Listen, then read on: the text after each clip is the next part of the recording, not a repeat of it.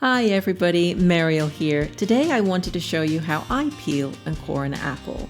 So I start with the bottom and peel a circle, and then when that's done I flip the apple over and I'm going to peel a circle around the top. This will give me kind of my guidelines for peeling the body of the apple, and it just makes it really clean.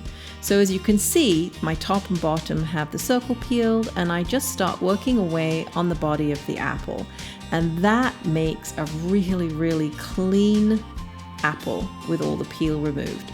Then I deal with the core. So I use a nice sharp knife and I end up with a square core. I don't cut it in half and try and get the core out.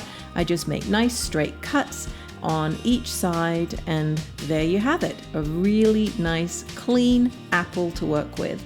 And now you're ready to cut it into whatever shape you want, whether you're making a pie or a crisp, you want slices or chunks. Today I'm making apple crisps, so mine is going to be chunky. That's how I peel, core and chop an apple. Hopefully this helps your cooking in the kitchen. We'll see you soon.